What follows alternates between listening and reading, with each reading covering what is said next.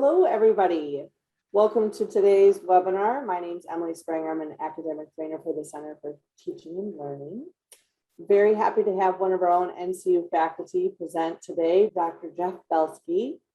And today he will be covering the Leadership Toolboxes. Just a couple of housekeeping items. We do have the chat open, so please utilize the chat if you want to have conversation in there. We welcome that. If you have any questions, please put that in the Q&A section of your Zoom. And I know Dr. Belsky will stop me at times to ask if there are any questions, but again, feel free to use that as a tool so we can answer any questions you may have throughout this webinar. And as a brief reminder, this is being recorded and will be posted on our CTL webinar LibGuides page. So I think that about does it for me. I'm going to turn this over to Dr. Belsky. Thank you, Emily, and thank you for everyone who is joining us today. Special thanks go out to NCU for holding this webinar and allowing me to present something that's really passionate in my heart, and hopefully, going through the next 45 minutes or so, I'll be able to pass some of those things on to you folks as well. So thank you, Emily, for also being, behind the scenes on this and helping me along with presenting this and answering some questions, or letting me know when there are some questions that I can answer. There's a question already. Oh boy. The question is, do you have a book from Dr. Bakari? Yes, it is a book. It is a book, and I'll review that in a second, but that's actually where the Leadership Toolboxes is coming from. The book was just released this past year, and I'm going to talk more about that actually at the end of the seminar, or actually at the end of the webinar, to talk a little bit about how you can actually get the book. But the content that I'm going to be covering really comes from the book. And I'm going to give you in a second a brief overview of how I actually developed the book. And I'm glad you're on, to be on, to just so you know. So looking at, just give you some background on me and where I come from. And I don't want to spend a lot of time on this because I really want to dig into the information, but I've been with NCU for about 3 years, and I'm really proud to be there. And I don't just say that because of the fact that the webinar is held by NCU. I really am proud to be part of the team there.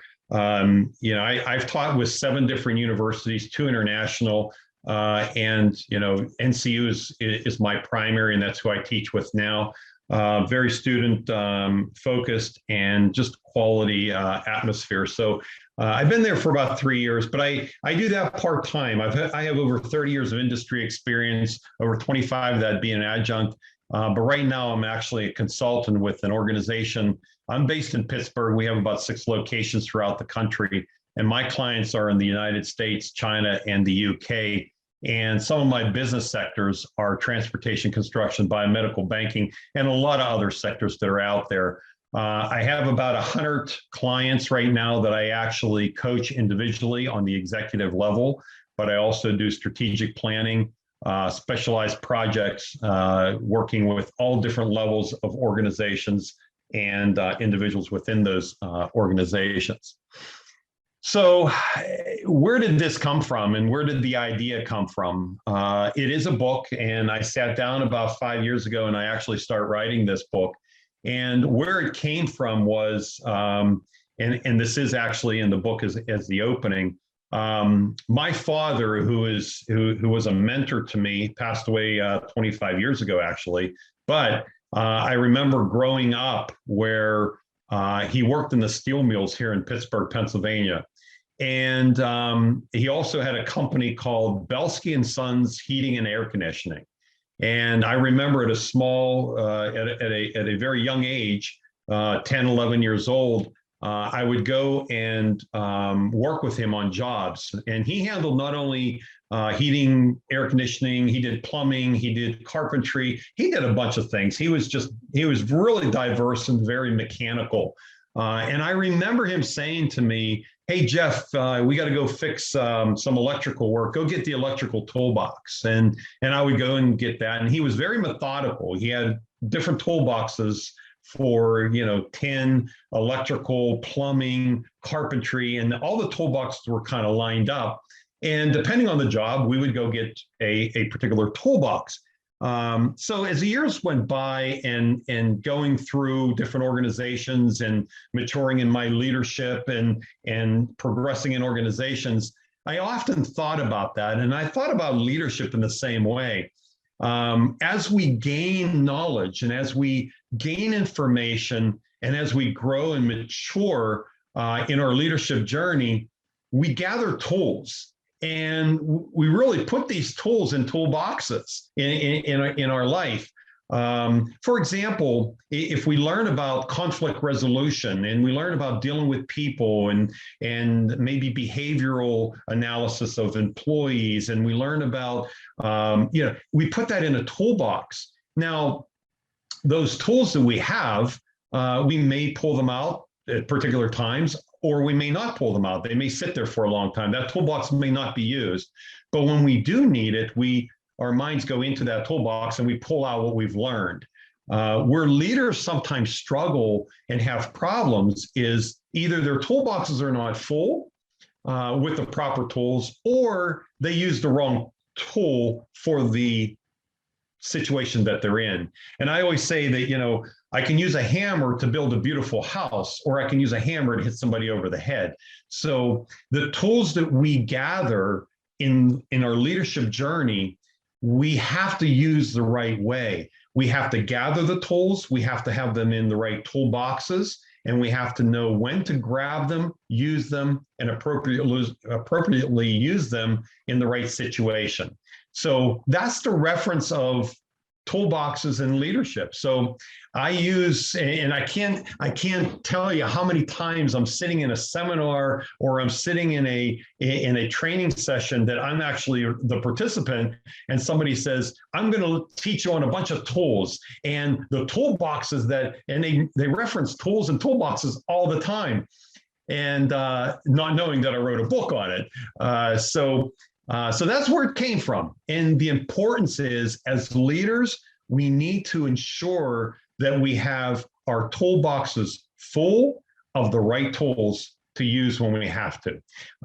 And we change those tools and we get better tools. And we're not using hand drills anymore. We use electric drills, and now they become battery operated drills, and they're stronger. So we improve those tools in those toolboxes as we mature and learn more. So that's where the idea came from. And it took me about 5 years to write. I started writing it actually on a plane going to a conference, and slowly I wrote it. But it was published this past year, and it's out there on Amazon, Barnes & Noble, Target, and a lot of other sites. You can get it on paper, or you can also get it on the ebook. And my last slide, I'll talk a little bit more about that and actually what I'm doing with the book. Jumping into the toolboxes, I looked at it, and there could be a number of other toolboxes. Actually, I can write another book on toolboxes, and who knows, maybe I am. But I looked at, what are the 8 toolboxes in my life that I have pulled from in most cases. And in my book, I always open up each of the toolbox chapters with a real life story of something that I've gone through in the 15 organizations that I've worked for, and now working with 17 or 18 major clients throughout the United States, China, and UK. What are some toolboxes that I initially thought were the most important ones? And I've divided the book into 8 different sections, and looking at the 8 toolboxes that are on the screen, we have the people's toolbox: strategic, individual, faith and trust, coaching, technology, innovation, social, and team building.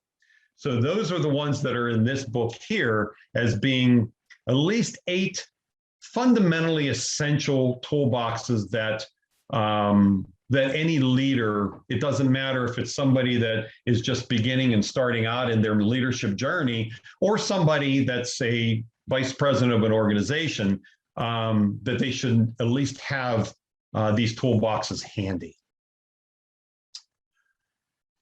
When we look at the initial concept of leadership, I always look at, prior to looking at the toolboxes, is really understanding the people that you are leading.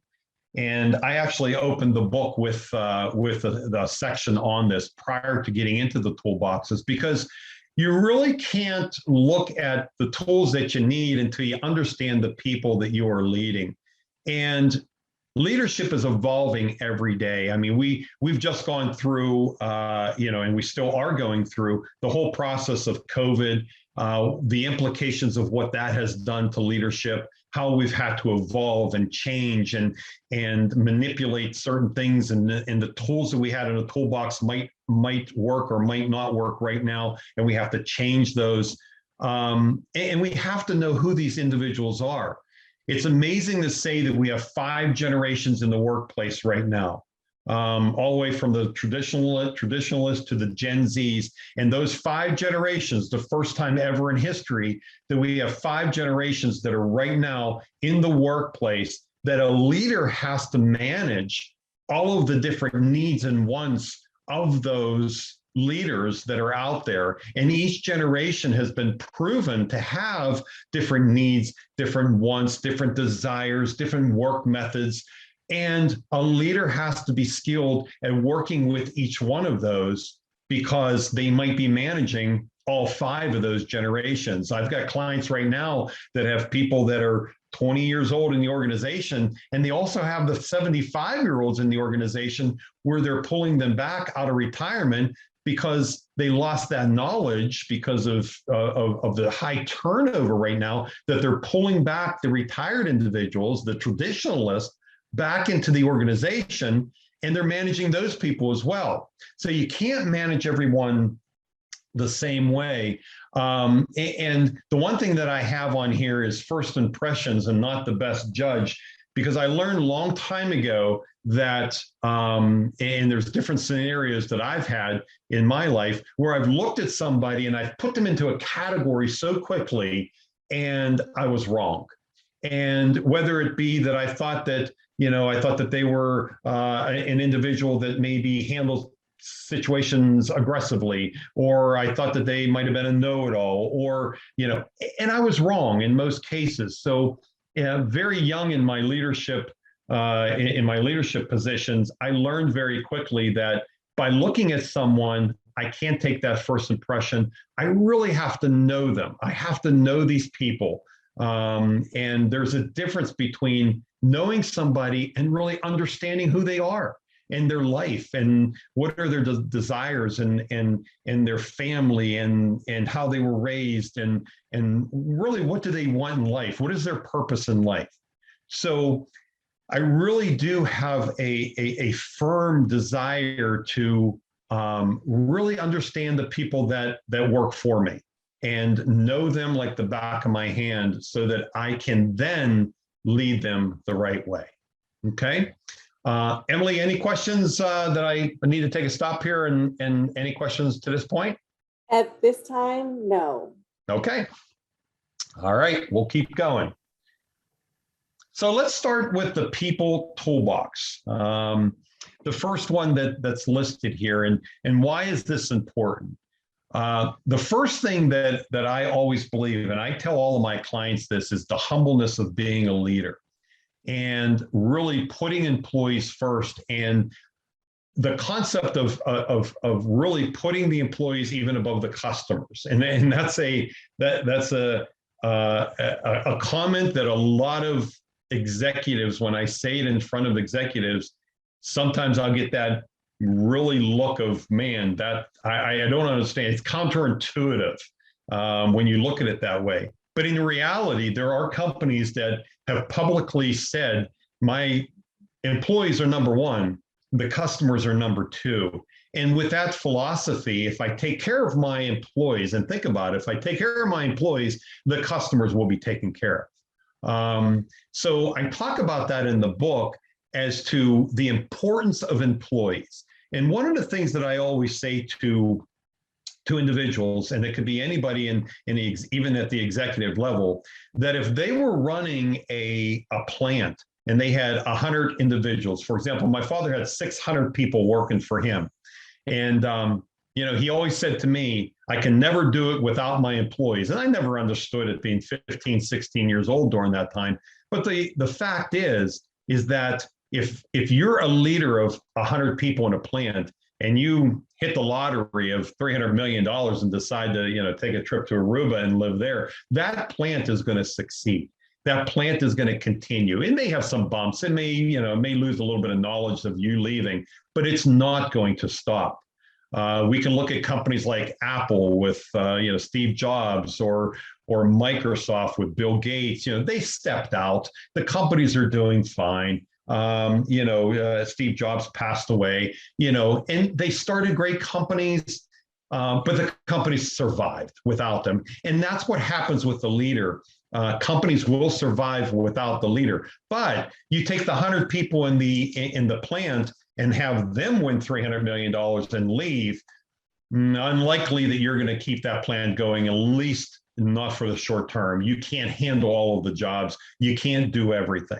So a humbleness of being a leader is, I need these people. I need to manage them the right way. And that's the people toolbox. It's, what can I do to manage these people the right way, to keep them motivated, keep them productive, gain the trust that I need to with these individuals.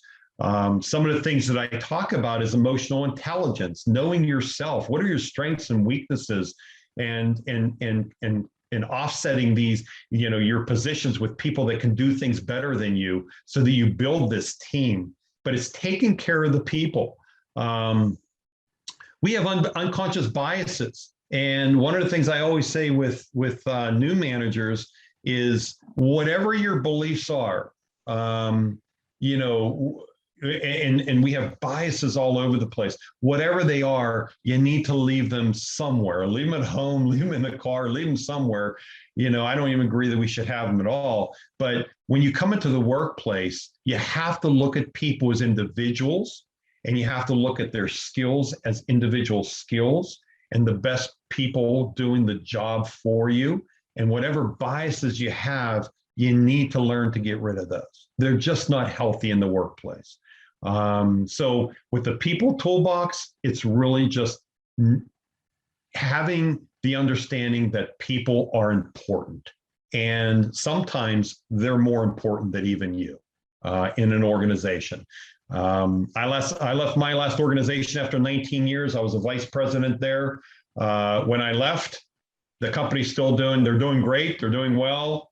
They didn't fold when I left. I did a great job. I made some changes. I did some things, and I definitely contributed to the success of the organization, but it didn't stop when I left. Okay. So have that humbleness that people are really important in the organization. So that's the people toolbox. The next one is the strategic toolbox. This is another fundamental skill that individuals need to. Oh, Emily, question. Hey, I wanted to catch you before you move on to this next topic. I have a question that's, somewhat related to things that you've been mentioning before, but I think it'd be a nice point to discuss this right now. But what kind of tips do you have to motivate virtual employees? Oh, wow. Well, yeah, let's have a whole seminar on that one. I was going to say, yeah. Boy, I'll tell you what. So let's talk about that for a second, because remote work is something that has, well, as we all know, it's unbelievable out there. Okay. So when you look at remote work and you look at motivating people, there's a couple things fundamentally that you have to look at. First off, and there's different ways, there's different things out there. I mean, there's the predictive index type stuff, there's the disc, and there's the colors, there's the animals, there's different things. Each one of us has different behavioral styles. Okay, for example, and I'll use examples. I am what's considered on a disc would be a high D. Okay. I love working by myself in an environment that's remote. I don't need that motivation of, my boss calls me up maybe once a month or something like that or whatever. I don't really need that. So motivating me, I'm just motivated by doing what I'm doing and kind of controlling my own world. Other people, my colleague that I have, who he's actually in Kansas, he's very demotivated right now because he is what's considered a high I on the disc, which is more, interactive, more relationship-based, team-oriented. He's struggling because he's not in an office and doesn't have that relationship with everybody. So the thing is, if you're an employee, if you're a leader and you have a remote team, the one thing that you have to understand is motivation is sometimes created by self-motivation with people, and it's sometimes created by something that you have to do. So if I have individuals that need interaction and they're remote right now, I'm going to contact them more. I'm going to use Zoom or Teams more. I'm going to be face-to-face, not email. I'm going to be in contact with them, a little bit more than I am that somebody is okay. They're fine being by themselves. They're great. They're moving along. And it doesn't mean that one's better than the other. I mean, that has nothing to do with it. Both can be extremely productive. But if a leader forgets about or leads them the same way, the motivation is going to be high with some and very bad with others. So you have to really look at individual motivation right now with remote workspaces, because I have to make sure that if Emily, you work for me and you have that constant need to have that interaction, I need to do that as a leader, or else you're not going to be motivated. You're going to be demotivated. Now, there's a lot of other ways, but I mean, time-wise, I'm just picking one. I like the idea. Yeah, a leader has to have that. They have to manage everybody and lead people differently now, because it's not, and I work with people. I mean, believe me, most of my clients right now are remote and they're sitting there scratching their heads. Some of them are frustrated because they can't stand being at home by themselves. And others are like, I never want to go in the office again. If I was managing both of those, I would manage them differently. I need to keep in contact with that person that's lonely. I mean, and it's nothing against them, but they need that. Absolutely. And so what I hear you saying is it's not a uniform approach, especially for virtual employees. And so getting to know what would help motivating them is key, especially in the virtual workplace. Thank you so much, Dr. Belsky, for answering that. That's it for now. Okay, absolutely. Okay, so let's talk about the strategic. Really what this is every single employee, I don't care, and I have something here that says, I just run the mailroom. Everything from the mailroom person to the CEO today needs to think strategically. I have a concept in there called intrapreneurship. And what that is if you look at an entrepreneur, that's somebody that's open-minded, blue ocean strategies, thinking out of the box, thinking of competitive moves. These individuals that are entrepreneurs are people that do it on their own. These are the individuals also in the company that are so vibrant and needed to think out of the box, to come up with new ideas, new strategies. What are we doing differently? Leaders need to be open-minded and really engage employees at all levels that they need to be strategic thinkers. And the reason I just run the mailroom, I have this story in my book. I was at a session, I'll tell you it real quick. I was at a session, I had directors in there, I had VPs in there, and I had engineers, and we were going around a room introducing, and the lady behind in the last row said, hello, my name is Mary, I just run the mailroom. And I looked at Mary and I says, well, I don't know, Mary, the way you said that, I'm not so sure why you're in this session then. If you just run the mailroom. It was a major mortgage company, a lot of mail coming in, going all over the place. It was dispersed over this big building. And I says, Mary, you know what? Just quit tomorrow. Nobody needs you anymore. I said, tell the CEO to come find their mail in the middle of the room. Just dump it in there. Okay. And she goes, you can't do that. I'm coming up with better ways. I'm coming up with ways that we can disperse the mail quicker. I'm getting a new machine. And I let her go. And she was coming up with all this strategic stuff to make the mail more efficient to get to people. And I said, Mary, you don't just run the mailroom. You're basically running the company. And she laughed and we laughed about it. But really what it is it doesn't matter what level an employee is. They need to have that strategic toolbox. They need to think strategically, especially in an environment right now where our world is so competitive. I don't care if the person's running the mailroom. I don't care if they're the vice president of operations. They need to think not operationally all the time, but strategically, and think out of the box. So that's the strategic toolbox. And I go into detail with all of those in the book. The individual toolbox. Now, this is really talking about the individual. And, I talk about legacy, and I've got some stories in there about people that have left negative legacies and leaders and people that have left very positive legacies. And, the question I always ask is, how do you want to be remembered as a leader?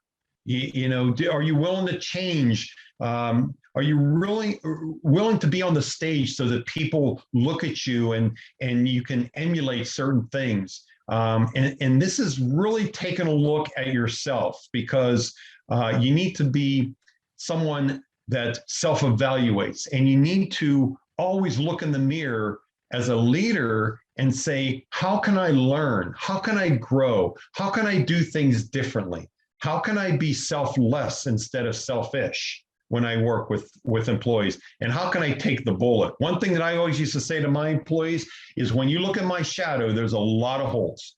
And what I mean by that is I stand as a protector to you. I'll look at procedures and policies and practices, and I'll argue for the team, and I'll do everything. It won't hit you, because I will be there for you. Okay. And that's the individual toolbox, is really, how do I want somebody to remember me when I leave that organization, or when I leave this earth? How do I want people to remember me? What's the legacy that I'm going to leave? So I talk a lot about just internal analysis and looking at yourself and evaluating yourself. So that's the individual toolbox. The next one, and I have to tell you, this was the last chapter that I put in the book, although it's not the last chapter in the book, but it's the last chapter I wrote. And I was a little bit hesitant of putting this in the book. And actually, people advised me not to put it in the book when people read it initially, because they said if people look at the word faith, then they're going to look at it and say, well, is it a religious book? And it's not.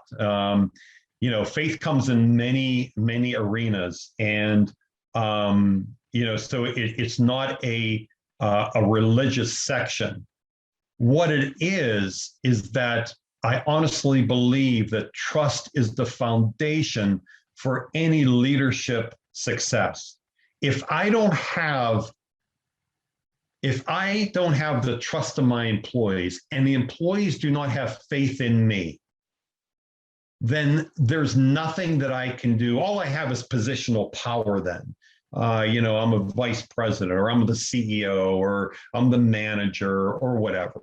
But that's not what I want. That's not the only thing I want. The position power doesn't get me anywhere. It only gets me so far, and it's very flawed.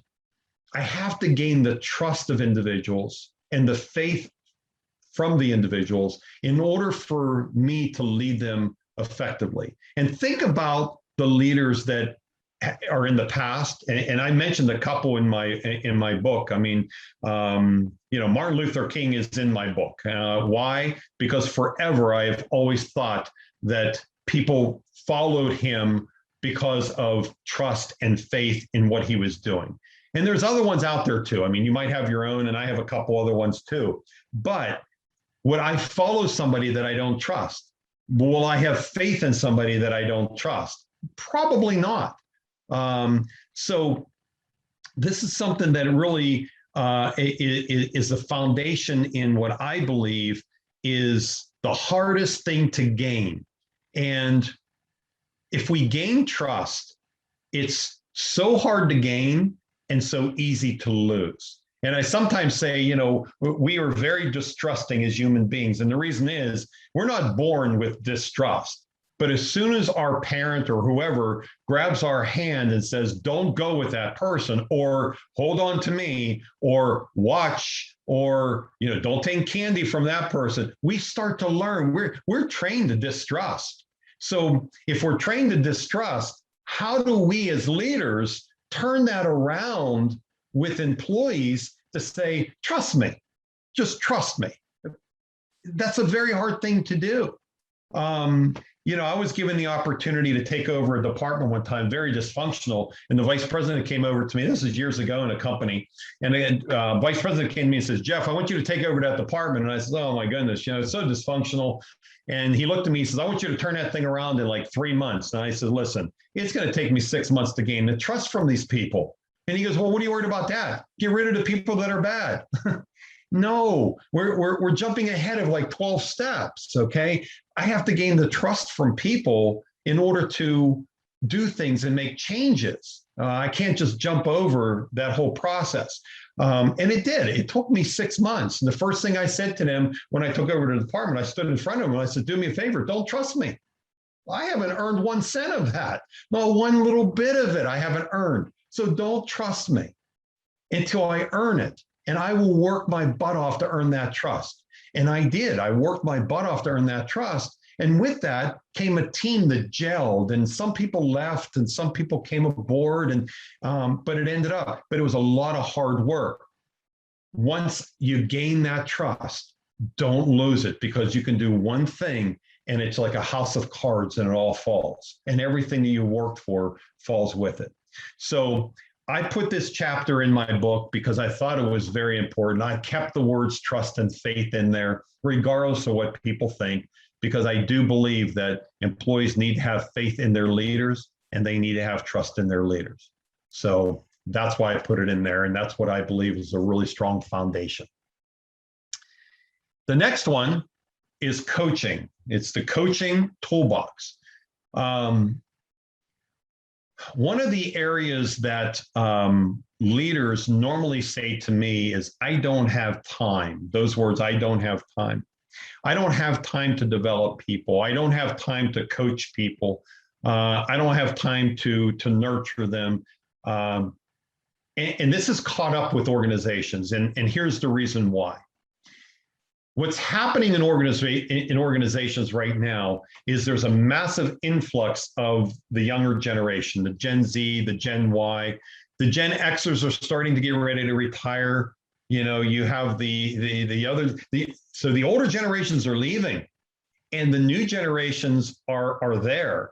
And what's leaving is all of the knowledge that the older generations are taking with them. Remember I said they're pulling people back? The reason they're pulling people back is because they haven't developed the 23-year-old, the 25-year-old, the 28-year-old. They haven't developed them. So that succession planning is really come to a stop in a lot of organizations. They don't know what to do.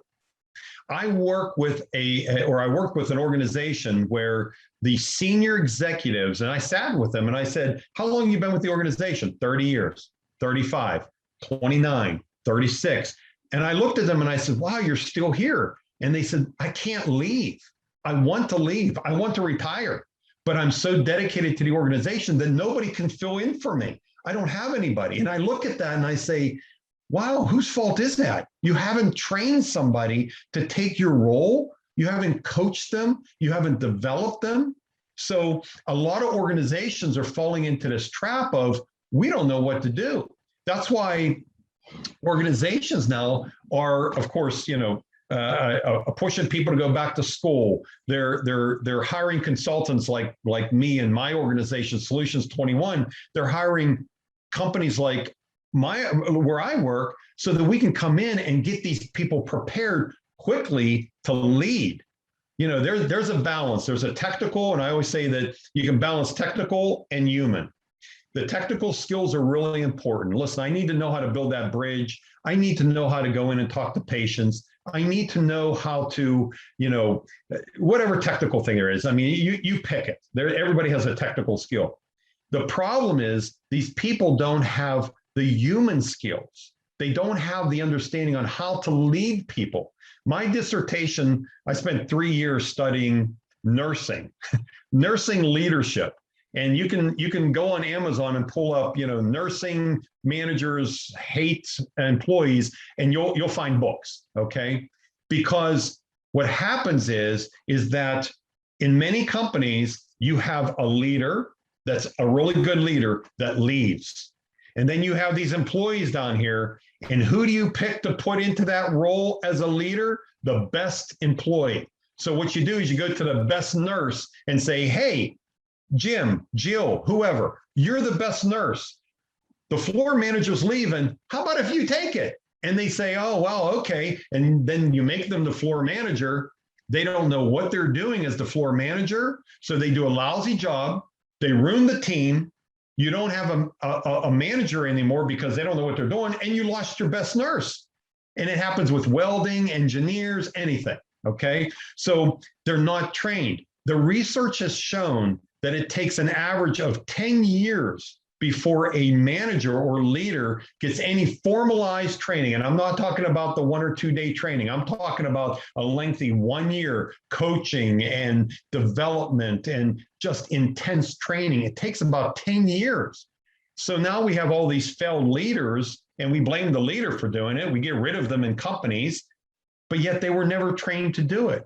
So our role as leaders in this coaching toolbox is to really get ready for that succession planning, training people to take over for you so that you can move on and do something different, or you can move out and go to Aruba and join the sunset. I have people that I'm working with right now where they say, I need a manager and I have 5 people working for me and none of them can do it. And I'm overworked. And the first thing I say is, you got to pick somebody, you got to start developing them, you got to make sure that you train them, and that takes time, and make sure they're successful when they move into their position, and then you can delegate and start running the business instead of running in the business, okay? So that's really important, the coaching toolbox. The next one is technology and innovation, and this has gone all over the place. In fact, I finished this book during COVID, and I added a section in here that I called it "Times Are A-Changing," and it is definitely true. And never in the history has technology increased, specifically over the last 10 years, but over the last year, Emily asked the question of motivating remote workforces. We can talk a whole webinar of an hour or 2 on just how to manage remote workplaces, but leaders need to understand technology. The young individuals, the young generations coming out, they understand technology. They understand how it works. Utilize that. Give them the technology to do what they need to do. It's a competitive strength. Companies need to be innovative and leaders need to be innovative. The whole thing with, and I have it down here, remote work, the new competitive benefit, over time, and I'm not talking years, I'm talking a year or 2, and it's happening right now, employees are going to be looking at remote work as a competitive benefit. They're going to be sitting in front of you as leaders and saying, what do you offer me as far as medical? What do you offer me as far as 401k? And what days can I work remote? Now, not in all jobs, I understand that you can't be an aircraft mechanic working remotely and so forth, and I understand all that. But there are an allotment of jobs that if companies do not become flexible with that and give the people the technology to actually work at home, the employees or the prospective employees are going to move somewhere else. And they will take less money for working at home because they don't have to drive to work, they don't have to park, they don't have to pay for parking, the time to doing all that is a valuable asset to them. So I'm working with companies right now where they are hard, fast. I will not have my people stay at home. And I'm telling them right now, be prepared for the people that will leave. Not all of them, but you will have to replace people. Are you ready for that? So that's something that is in a toolbox that leaders have to be aware of. Technology, innovation, remote work, essentials right now for any manager or leader that's out there in the workplace. The seventh one is social. We talked about the balance of technical skills and human skills. And, even when you look at it, and a great example of this is in the medical field, physicians. I always give an example when I'm in front of people. I say to them, pretend like you just walked into a doctor's office and your primary care physician that you love said, hey, yeah, I've got to refer you to a cardiologist because they have to do surgery on you in 2 weeks. And you go to the cardiologist. Do you ask the questions when you sit there? Do you look the cardiologist? He comes into the office and you say, hey, before you get started, before you touch me and look at my heart and look at any of my test results, can you tell me how many surgeries have you done? How many were successful? How many people had issues? Where did you graduate from? What was your grade point average? We don't ask those questions. Most people don't. If you do, God bless you, because I haven't found anybody that says, yeah, I ask all those questions. We go in and we look at the physician, and if that physician has a great bedside manner, they come in and spend time with us, they talk to us, they're likable and so forth. In 2 weeks, you're going to get your heart operated on this person, okay? Not knowing their technical skills, because you assume they have those technical skills. You have no idea where they went to school unless they have their diploma on the wall, okay? You have no idea. We're going to go with the person because we like them. And then you have surgery and you get done, and then you have a friend that needs surgery. You're going to say, hey, go to Dr. Smith. That person's so nice. He was so nice to me. She was a great doctor, so nice to me. And that's always before, hey, look, I'm still alive. So the human skills are so important.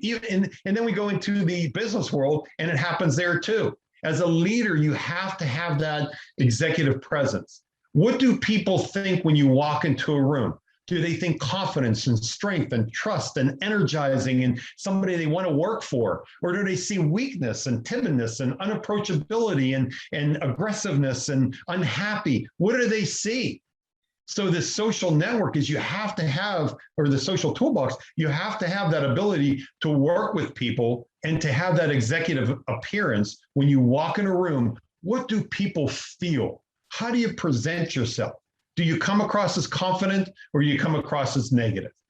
And we control that. So the social toolbox is those skills necessary for a leader when they walk into a room. What do people look at you? How do they look at you? What do they feel from you? Before you say a word, before you do anything at all, do they feel confidence? And we can smell, as human beings, we can smell confidence, and we can smell having no confidence at all. We can look at it. We're very good at nonverbals. We can sense it. We can see it. And then that person comes over to you and says something, it solidifies exactly what we thought. So in this chapter of the book, the Social Toolbox, I talk about some of those executive presence skills that a leader has to have when they're working with individuals. The last one is the team building toolbox. And when you look at this, it's really just working with teams.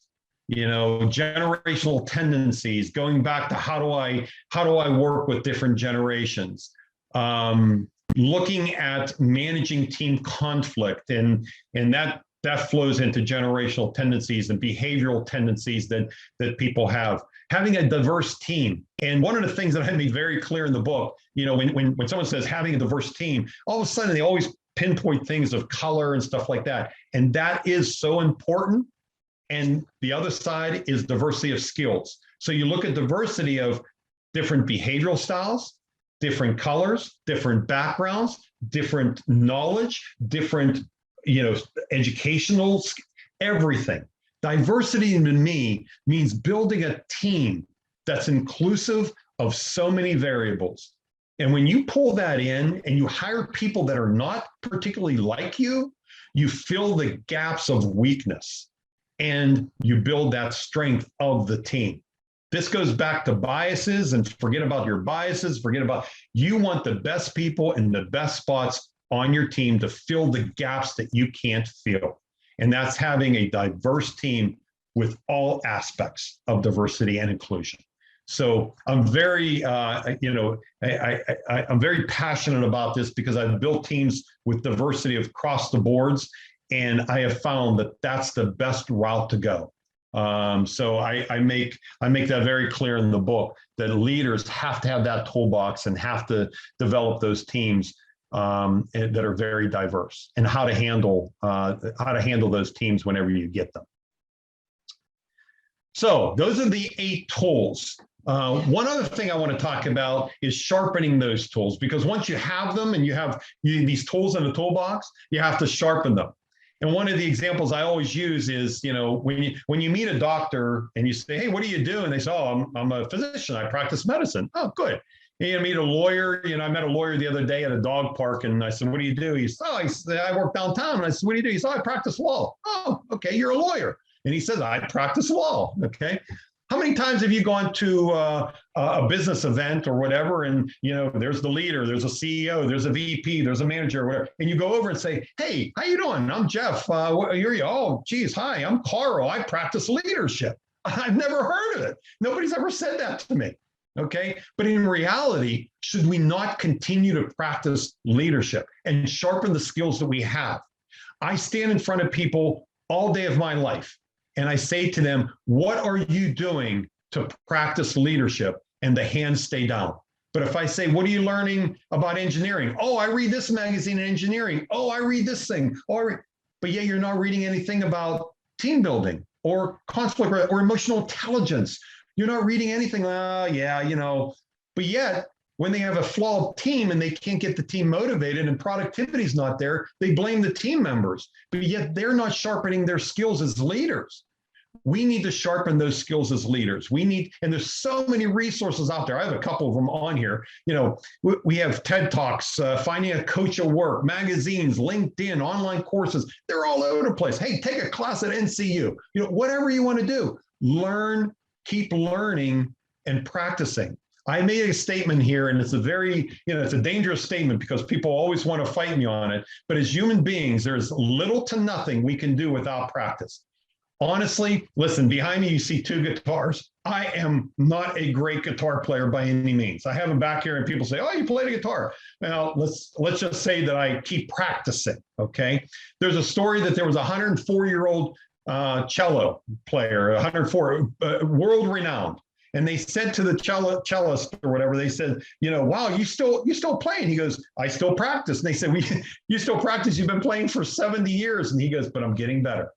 And that's how we have to think when we're in the leadership role. We can never stop practicing, no matter what we do in life: golf, reading, jogging, whatever. I don't care. You pick it. Okay. Even doing what I'm doing here, I have to practice.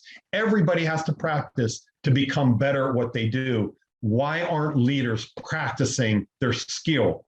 Because when you practice and you start hitting triples and home runs instead of singles or striking out, the team becomes more effective, productivity increases, and your life becomes a lot easier. So you need to continue to sharpen those tools. I got a couple minutes here before I open up for questions, but I do want to say that it is a book that I wrote. I mentioned that before, but I also want to make sure that you understand that this is also part of that sharpening the tools. It's developing yourself. But if you buy the book, and the reason I'm promoting it is not because of the fact of me, I take nothing from this book. It's helping others. Half of the money that I get from the book goes to North Central University into their scholarship fund. And the other half goes to a nonprofit called the Pittsburgh Pink Tie Affair. I lost my sister-in-law at 55 years old to breast cancer about 9 weeks ago, and I give half of that money to that to that organization as well. For their research and helping people that have breast cancer that can't afford medication. So I don't take any money from it, but if you're interested, you can go on Amazon, Target, Barnes & Noble, and you can buy it. And like I said, I disperse that money. Half of it goes to North Central to help students that might be in need of scholarships or whatever. And then the other half goes to breast cancer patients to help them. So with that, I know that we got about 10 minutes here. I want to open up for questions, and thank you so much for your attention. So Emily, any questions? Absolutely. And feel free to put any questions in the Q&A. I did see just a couple of interesting comments in the chat as well too. I'm going to get to, oh, this is not a question. This is a statement. Dr. Belsky, you are a gem. Thank you. Oh, well, thank you. Whoever wrote that, thank you very, very much. That was Dr. Bakari. Oh, I love So, Dr. Bakari. oh, I have a question in the chat. If you would be able to provide your email for follow-up questions, is that okay if I pop that in the chat? Oh, absolutely. Put it on there. Put the NCU email on there. Absolutely. You got it. I Yeah. did see some things in the chat. I'm going to go ahead because I know some people only posted. Some people did post to everyone. Someone mentioned that they were glad you included number 4, faith and trust toolbox. That it's very important and vital because people do business with people. Fantastic. Thank you. Appreciate And that. absolutely. And then we had some people mention just different career things in the chat. There's one right here. Someone mentioned because that they've changed their career and they're over 40 years old and being told that they don't have enough experience for a specific job in the field that they're going into. No one trusts that I can learn that, and that they do not look at all of the skills that they have from their past jobs. So that brings up an interesting question because in today's world, it's very rare to find someone who stays in a career and then just stays there forever. Do you have any kind of tips for people as they move into leadership roles or want to move into leadership roles that maybe have different backgrounds? Yeah. So, and I'm looking at that in the chat also as you read that. But here's what I always talk about. I talk about the internal resume. And it's a little different than the resume. It's the internal resume. It's what you have done, everything that you have done in your career and in your life, because we can't separate, and we shouldn't separate just professional type stuff from all the other things that you've done. Where companies are going right now is, and where they should be going, and some of them are, is they're looking at everything that you've done, even managing a baseball team. I'm a leader of a nonprofit, or hey, I volunteer for this, right? Those are important aspects. So when someone's changing a job, they should bring those out also. What have they done in their life? Not just, oh yeah, I did these reports for this company. The old traditional stuff. I increased sales by 30%. Those are important. I'm not taking it away from that. But our lives now have gone all over the place, especially with the younger generations that, they're building a resume of volunteering and being involved in different things. And, so as leaders, we have to look at what people have done in their life, not just what they've done in their professional life. The person that's, where you're saying your career changer and 40 years old, I'm going to tell you right now, that's hard. And a lot of people are in that situation. The best thing that I can say is continue to prove that you're willing to change and you're willing to learn. Because sometimes, and I'm 55, so, if I go into a new position, they're going to think, oh, you know what, he's an old hat, he won't change, he won't do things and stuff like that. You have to continue to stress that you will and show that you will change, and that you can contribute to certain positions. So whoever wrote that, and this goes to anybody, and I'm going to open this up to anybody at all. If you ever want or need to talk to me individually about anything at all that you're struggling with, you need some help on or whatever, I got to tell you, just text me and we can set some time up. I don't do, listen, we all have to work and make money. I totally understand that. But as you can see, I wrote a book and I'm not making money on that. I don't want to make any money on it. And some of my passion is to help people. And it goes with one of my chapters in the book, okay? And I just have a desire to help people. So if you really have, and you're sitting there like, man, I just don't know what to do, text me, call me, email me. Emily will put the email. I'll be happy to talk to you. I have no problem with doing that, okay? I did put the NCU email in there for future reference. And then I have one more question. I think it's a great question to close out our webinar with. How do you identify people who make great leaders? Oh boy, goes back to the leadership born or made, huh? Well, let me just say it, they are made. Okay. And if anybody wants to argue with me, you can email me and we can talk about it. But Right. leaders are made.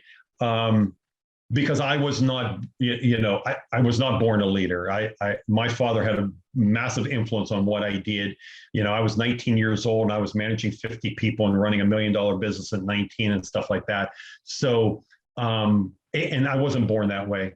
So, but how do you identify them? Here's the thing. One is it's that internal resume. What are you putting on that resume? What are you doing extra? How do you communicate with people? How are you collaborating with the team? It takes a leader to identify another leader in their department. It takes time. And are they willing to develop? And here's the other thing. Here's one of the most important things. Do they want it? Do they want to be a leader? Listen, sometimes we think that everybody wants to be a leader. That's not true. Some people, and I know them, some people have been accountants for 30 years and they retired and they loved their job and they sat at their desk. They had nobody working for them. They were an accountant and they loved it. And they have a wonderful, beautiful life. That's okay. All right. Not everybody wants or should be a leader. And that's sometimes what I ask people, because I've had people come to me and say, Jeff, I want to be a supervisor in your department. And I say, do you really want that? And they say, yeah, that's what I want. And then here's what I tell them. Okay, your first thing when you become a supervisor in my department, I says, who's your best friend in the department? They say, Jim. I say, okay, the first thing I want you to do is fire Jim. The day that I make you a supervisor, I want you to fire him. And they go, what, are you crazy? I can't fire Jim. He's my best friend. You can't be my supervisor. Okay? Because you need to have those skills to separate yourself. And that's just one example. Okay. Some people are just not ready for it. They're not developed enough. Some people don't want it, and some people can never do it. The most important thing is don't put in a person into a leadership role when they're not ready, they don't want it, or they can't. Don't do it.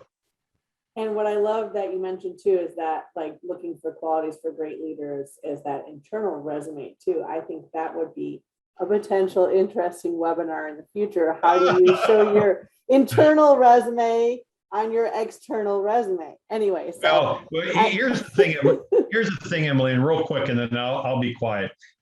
Here's the thing with the resume.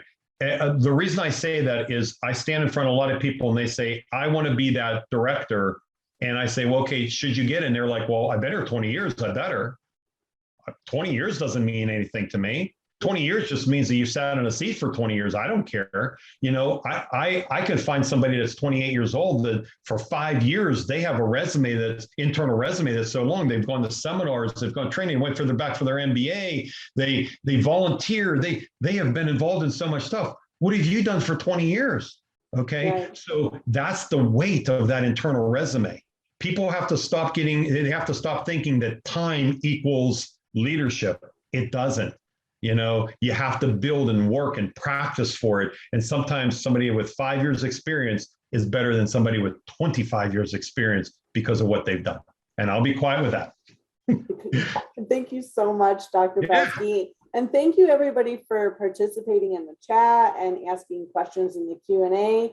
And without any more questions or things popping up in the chat, just a bunch of people have said that they love this internal resume aspect, and thank you so much for presenting. So go buy the book. Okay. So absolutely. Thank you so much, Dr. All right. Thank you, everyone.